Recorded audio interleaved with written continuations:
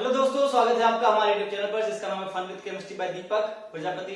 आज हम लोग सीखने वाले हैं कि इलेक्ट्रॉनिक कॉन्फ़िगरेशन होता क्या है और उसे लिखते कैसे हैं। पहले जान लें कि होता क्या है इलेक्ट्रॉनिक कॉन्फ़िगरेशन। आप बहुत बार सुनोगे। तो this is distribution of electron into orbital of an atom. Atom होता है, उसके अंदर सेल, फिर सब सेल, फिर क्या होता है ऑर्बिटल। ऑर्बिटल में क्या होता है इलेक्ट्रॉन। तो इलेक्ट्रॉन का डिस्ट्रीब्यूशन कैसे होता है ऑर्बिटल में, वो बताता है क्या इलेक्ट्रॉनिक कॉन्फ़िगरेशन। उसको रिप्रेजेंट करते हैं एनएलएक्स। क्या करते हैं एनएलएक्स। एन पता है आपको, प्रिंसिपल क्वांटम नंबर। क्या बताता है सेल के बारे में, ठीक है। एल क्या है एजीमुथल क्वांटम नंबर। क्या बताता है सब सेल के बारे में, ठीक है। तो व्हाट इज एक्स, पता ना एक्स क्या होता है नंबर ऑफ इलेक्ट्रॉन। क्या होता है नंबर ऑफ इलेक्ट्रॉन। ये नहीं जो छोड़ के चली गई वो एक्स, वो तो अलग है। यहां पे क्या है नंबर ऑफ इलेक्ट्रॉन। सीखते हैं, देखो एटॉमिक नंबर 1 क्या होता है हाइड्रोजन। क्या बोलोगे एन की वैल्यू क्या आएगी 1, एल की वैल्यू क्या आएगी एस, ठीक है। और एक इलेक्ट्रॉन 1s1 डब्बे में ऐसे भरते हैं, ठीक है। आओ वाला याद है कुछ एग्जैक्ट ऐसे से बनाया था, इससे पहले वाला वीडियो आप जरूर देखें तभी समझ में आएगा। फिर क्या आएगा 1s2 दो इलेक्ट्रॉन। तो पॉली जी ने बोला एक डब्बे में दो। 1s2 2s1 1s2 2s1। फिर क्या हो जाएगा 1s2 2s2 दिख रहा है 1s2 2s2। अब s में एक्शन दो ही भर सकते हैं। फिर क्या हो जाएगा 2p1। तो 1s2 2s2 2p1। यहां पे क्या होगा ये तो फुल हो गया 1s2 2s2। यहां कितना आ जाएगा 2p2 ये हो गया कार्बन। 2p3 भरना है तो ध्यान से 1s2 2s2 2p3 याद है हुंड्स रूल। हुंड जी क्या करते हैं इलेक्ट्रॉन झुंड में नहीं चलते। तो p3 क्या होगा पहले हाफ हिंड भरेंगे। n क्या हो जाएगा 2p3। o क्या हो जाएगा 1s2 2s2 2p4। क्लियर है। Fluorine 1s2 2s2 2p5। ये इसमें 1s2 2s2 और क्या हो जाएगा 2p6, ठीक है। सोडियम अब ऐसे क्या होगा फ्लो चलता जाएगा 1s2 2s2। सर ये कैसे आ रहा है, इसका दो तरीका है। एक आओ जिगजैग वाला, ठीक है। दूसरा रूल है n+l रूल, है ना। और तीसरा मैंने एक ट्रिक बनाई है डायरेक्ट लिखने की, वो मैंने लिंक दे रखा है ना, आप देख सकते हो भाई साहब, बहुत गड़बड़ ट्रिक है। 1s2 2s2 2p6 3s1। अब सर इतना बड़ा लिख के चलेंगे ना मुन्ना, क्या ये नियॉन हो चुका है। क्या बोलेंगे 1s2 2s2 2p6। तो भाई साहब इसको नियॉन लिख दो, this is represented as neon. तो क्या हो जाएगा 3s1। मतलब अब हम लोग क्या लिखेंगे सिर्फ वैलेंस इलेक्ट्रॉन लिख के छोड़ देंगे। ये हो गया नियॉन 3s2 दिख रहा, इतना हो गया नियॉन, ठीक है। ये क्या हो गया 3s2 3p1। इसके पहले वाला जो इनर्ट गैस है वो लिख दे और बाकी जो बचा वैलेंस इलेक्ट्रॉन। अब हम लोग ये कर देखो यहां से नियॉन हो गया 3s2 3p2 3s2 3p3 3p4 3p5, ठीक है। लास्ट में क्या जाएगा 3p6। जैसे p6 भरा मतलब एक नया इनर्ट गैस आ जाएगा, उसका नाम क्या हो जाएगा आर्गन। अब आपको लिखना है पोटेशियम। तो क्या लिखोगे 1s2 2s2 2p6 3s2 3p6 4s1। तो पगला गए, इतना ज्यादा कौन लिखता है। क्या लिख देंगे आर्गन। आर्गन लिखते ही मतलब आपने इतना लिख लिया है, कितना मजा आ गया, आराम मिल गया। आर्गन लिखते मतलब आपने इतना लिख लिया। क्या लिखोगे इस बार 4s1। कैल्शियम क्या हो जाएगा आर्गन 4s2। तो ये 20 तक आपको क्लास 10th में काम आएगा, ठीक है। इसके आगे पढ़ने वाले 21 से लेके 30 तक, और उसमें एक्सेप्शन आएगा क्रोमियम और कॉपर, वो भी डील करेंगे। रीजन जानेंगे कि क्यों होता है एक्सेप्शन। 20 तक पढ़ लिया, 20 तक भाई साहब कोई भी दिक्कत नहीं आती है। अब पढ़ते हैं 21 से, है ना। Scandium titanium radium chromium manganese iron cobalt nickel copper zinc. The most important is chromium and copper. Scandium देखो क्या होता है 21। तो आर्गन तक क्या होगा वो 18 और 2 कितना हो गया 20। फिर क्या हो जाएगा डी में 1 21 फिर 22 फिर 23। क्रोमियम को भी डील करेंगे, फिर 5 6 7 8, फिर कॉपर को भी डील करेंगे और 10, ठीक है। एकदम सिंपल है। क्रोमियम अगर आप लिखना चाहें तो क्या जाएगा बताओ आर्गन 4s2 और क्या देखो 1 2 3 क्या जाएगा 4s2 3d4 1 2 3 हो गया। फिर आ गया 4 5 6 7 8 फिर क्या आएगा 4s2 3d9, ठीक है। लेकिन ऐसा हमने सोचा था, ऐसा होता तो केमिस्ट्री बहुत सिंपल होती, ठीक है। तो भाई साहब इसमें क्या था topic stability of half filled और completely filled subshell. Half filled क्या होता है, सपोज आपने डी लिया, क्या लिया डी, तो डी में मैक्सिमम क्या भर सकते हो आप 10 इलेक्ट्रॉन, तो 5 डब्बा होता है, कितना डब्बा होता है 5, तो हाफ फील्ड मतलब इसमें 5 electron, this is called half field, है ना। कंप्लीटली फील्ड मतलब क्या हो जाएगा, कॉमन सेंस, कंप्लीटली फील्ड मतलब कितना, टोटल 10 इलेक्ट्रॉन, पूरा का पूरा क्या कर दो, भर दो, है ना, टोटल कितना होगा 10 electron. D5 is called half filled and D10 is called completely filled। वैसे P3 और P6, F7 और F14, इसके दो रीजन आते हैं, क्या आते हैं, दो रीजन। पहला हम लोग पढ़ते हैं, फिर आगे पढ़ेंगे दूसरा, सिमेट्रिकल डिस्ट्रीब्यूशन ऑफ इलेक्ट्रॉन। क्या होता है सिमेट्रिकल डिस्ट्रीब्यूशन ऑफ इलेक्ट्रॉन, क्या बोलता है ये, इसकी एक बहुत ही प्यारी सी लाइन है, सिमेट्री लीड्स टू स्टेबिलिटी। क्या बोलता है, सिमेट्री लीड्स टू स्टेबिलिटी। अगर आपके जो सबसेल है उसमें सिमेट्री दिख रही है, जैसे देखो D5 आ गया, क्या आ गया D5, एक सिमेट्री दिखेगी ना, हाफ फील्ड है।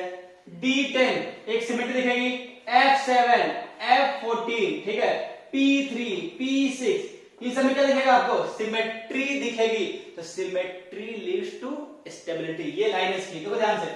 अगर आप देखते हो 4:3:4, तो ये D4 में उतनी सिमेट्री नहीं है, एक क्या है खाली, तो हम क्या करेंगे, ये इलेक्ट्रॉन को जंप कराएंगे यहाँ पे, ठीक है, कैसा दिख रहा है, देखो यहाँ पे आ जाएगा 1 इलेक्ट्रॉन, कितना हो जाएगा 1 2 3 4 5, this is more symmetrical than this. तो अगर कोई पूछता भाई साहब एक D5 एक D4 है, विच इज मोर स्टेबल, क्या बोलेंगे, D5 is more stable then D4। जो क्रोमियम का आप लिख रहे थे 4:3:4, ये क्या हो जाएगा, फिर गलत हो जाएगा, सही क्या हो जाएगा 4s1 3d5, तो क्रोमियम का क्या आ जाएगा बताओ, आर्गन 4s1 और 3d5, ध्यान रखना, ठीक है।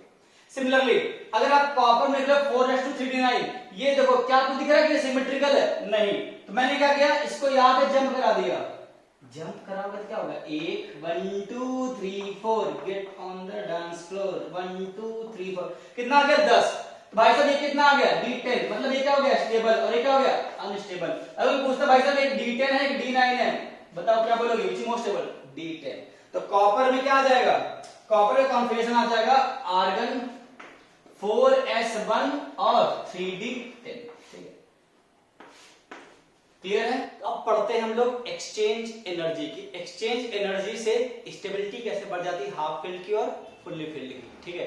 तो एक्सचेंज एनर्जी समझे, सपोज 5 डब्बा है, 5 डब्बा में सिर्फ 1 इलेक्ट्रॉन है, तो क्या 1 इलेक्ट्रॉन को आप किसी से एक्सचेंज कर सकते हो, अरे कई इलेक्ट्रॉन ही नहीं, मिनिमम एक्सचेंज करने के लिए 2 इलेक्ट्रॉन चाहिए, क्या चाहिए 2 इलेक्ट्रॉन, और कंडीशन क्या है, सेम स्पिन का होना चाहिए, तो ये अगर अप है ये भी अप है, ठीक है, तो क्या करेगा ये अपना पोजीशन क्या करेगा, एक्सचेंज करेगा, ठीक है।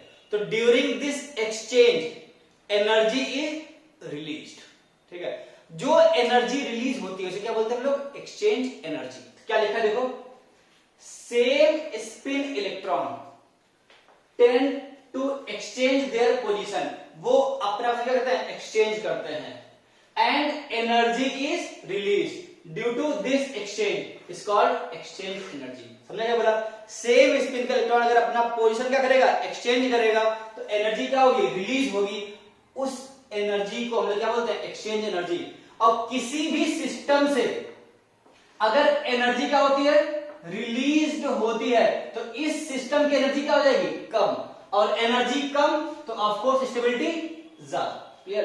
तो जितना ज्यादा एक्सचेंज होगा उतनी ही ज्यादा क्या होगी, स्टेबिलिटी आएगी, क्यों, क्योंकि उतना ही ज्यादा क्या आ जाएगा, एक्सचेंज एनर्जी। मैं क्या बोल रहा हूं कि अगर नंबर ऑफ एक्सचेंज बढ़ रहा है, ठीक है, तो आपकी एक्सचेंज एनर्जी भी क्या होगी, एक्सचेंज एनर्जी भी क्या होगी, बढ़ेगी, एक्सचेंज ज्यादा होगा तो एक्सचेंज एनर्जी भी क्या होगी, ज्यादा, ऑफ कोर्स स्टेबिलिटी क्या हो जाएगी, ज्यादा हो जाएगी, ठीक है। D1 में होगा नहीं, तो हम लोग कंपेयर करते हैं D4 और D5 में, D2 में 1 हो जाएगा, ठीक है। देखो तो पहले हम लोग फर्स्ट को एक्सचेंज करते हैं, किससे पॉसिबिलिटी है, 1 से, 2 से और 3 से, मतलब इस सिस्टम में क्या हुआ, 3 एक्सचेंज हुआ, पहला 3 से कर सकता है। अब दूसरा देखो, इसको ये इससे एक्सचेंज कर सकता है, इससे कर सकता है, कितना एक्सचेंज हुआ, 2, ये कितना हो जाएगा 1, देख रहा, तो टोटल कितना हो गया 3 + 2 + 1, 6 एक्सचेंज हो गए, नंबर ऑफ एक्सचेंज कितना हो गया 6। देखो इसको देखो D5 में 1 2 3 और 4 नंबर ऑफ एक्सचेंज, यहां देखो 3 आ जाएगा, यहां देखो 2 और यहां देखो 1, ठीक है। कितना आ जाएगा 4 + 3 + 2 + 1 कितना आ जाएगा 10, ठीक है। देखो किसमें नंबर ऑफ एक्सचेंज ज्यादा है, ऑफ कोर्स इसमें D5 में क्या है एक्सचेंज ज्यादा, ऑफ कोर्स D5 की एक्सचेंज एनर्जी क्या हो जाएगी ज्यादा, तो which is more stable, D5 is more stable then D4, clear है। तो हाफ फील्ड की क्या होगी एक्सचेंज एनर्जी ज्यादा होगी। ऐसे स्टेबिलिटी क्या देंगे D9 और D10 देख लेंगे तो D10 की स्टेबिलिटी क्या जाएगी ज्यादा हो जाएगी, इसलिए क्रोमियम में D5 हो जाता है और कॉपर में D10 हो जाता है, क्लियर। ये तो हमने क्या बता दिया कॉन्सेप्ट। हमने आपको अभी तक 2 एक्सेप्शन बताए, एक क्रोमियम और एक कॉपर। सर क्या ऐसे और भी एक्सेप्शंस हैं, ठीक है। तो एनसीईआरटी में पूरे पीरियोडिक टेबल में जितने भी एक्सेप्शन है मैं सारे लिखूंगा, सारे आपके पास होंगे, आपको बिल्कुल भी चिंता करने की जरूरत नहीं, उससे बाहर नहीं आएगा। उसमें भी बता दूं कि आपको कौन सा ध्यान रखना है, कौन सा याद रखना है, सारे याद नहीं रखना क्योंकि सारे आते ही नहीं है, क्लियर है। पूरे पीरियोडिक टेबल में सिर्फ और सिर्फ 13 एलिमेंट में ही क्या है एक्सेप्शन है, टोटल 13 एलिमेंट है जिसमें क्या है एक्सेप्शन। एनसीईआरटी में लास्ट में एटॉमिक स्ट्रक्चर में ऐसे स्टार मार्क करके टेबल बनाया हुआ है, ठीक है, मैंने वहां से उठाया हुआ है टोटल 13, ठीक है। अब क्या करना है आपको, आप इसे क्या कर लो स्क्रीनशॉट ले लो, क्या कर लो स्क्रीनशॉट, या फिर आप इसे लिख लो, है ना। आपको मैंने क्या किया क्रोमियम और कॉपर समझा दिया है, क्रोमियम और कॉपर क्या किया समझा दिया है। उसके बाद देखो 41 से लेके 47, 41 से लेके 47 में सबसे ज्यादा एक्सेप्शंस है ना। जब भी आपसे 40 से लेके 47 तक पूछ ले, है ना, कि भैया 40 वाला रेंज आ गया है, 40-50 वाला, तो थोड़ा सा धैर्य रखो और इसे याद रखो, ठीक है। अब 57 चेक करो, क्या चेक करो 57, बताओ 57 में क्या 6s2 5d1, अच्छा 6s2 पर क्या था 4f आता है, क्या आता है 4f, तो आज ये 4f1, लेकिन भरा क्या है 4d1। सर d1 की भरा, वैसे ये d ब्लॉक का एलिमेंट है तो प्रॉपर्टी शो करेंगे, है ना, तो 4f1 आंसर लिखें, आंसर क्या है 5d1, तो अब ध्यान रखना 5d1, क्लियर है। अब ध्यान से सीरियम, भाई साहब किसी किसी बुक में सीरियम का अलग लिखा होता है, लेकिन हम लोग एनसीईआरटी ही मानेंगे, एनसीईआरटी माई बात सब होता है, एनसीईआरटी ही मानेंगे, क्योंकि कई लोग बोलता है सीरियम एक्सेप्शन नहीं हो, होना भी नहीं चाहिए था, क्योंकि सीरियम क्या होता है 58 क्या हो जाएगा 6s2 4f2, सर ये तो एक्सेप्शन है नहीं, मैं भी बोलता एक्सेप्शन नहीं है, तो सर आपने क्यों लिखा है, क्योंकि एनसीईआरटी में लिखा है।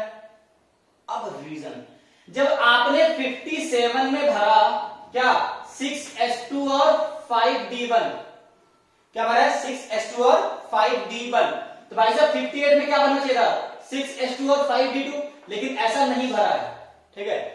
क्यों, क्योंकि सीरियम तो f ब्लॉक का एलिमेंट आ गया, क्या आ गया f ब्लॉक का एलिमेंट, तो क्या हो जाएगा 6s2 और 4f2, ठीक है, ध्यान रखना। भाई साहब आपको जो याद रखना है इसको देखो हमने सबसे अलग कलर से रखा है, गैडोलिनियम सबसे अलग कलर से, देखो ये है 64, होना चाहिए था 6s2 4f8, क्या हो जाएगा 4f8, लेकिन होता क्या है 6s2 4f7 और 5d1, क्यों सेम रीजन, क्या half field subshell, half field subshell क्या हो जाएगा सिमेट्री रिड्यूसिबिलिटी हो जाएगी और एक्सचेंज एनर्जी क्या हो जाएगी ज्यादा हो जाएगी। और नेक्स्ट है 78 और 79 जो आपको ध्यान रखना है, ठीक है। तो हमने जितने भी एक्सेप्शन सारे बता दिए हैं, आपको सिर्फ ध्यान रखना है क्रोमियम कॉपर और गैडोलिनियम, ठीक है, ये 3 याद रहोगे तो आपका काम बन जाएगा, क्लियर है। ये था आपका पूरा इलेक्ट्रॉनिक कॉन्फ़िगरेशन। अगर आपको मजा आया तो लाइक ठोको और सब्सक्राइब कर दो चैनल को, तब तक के लिए एंजॉय करो।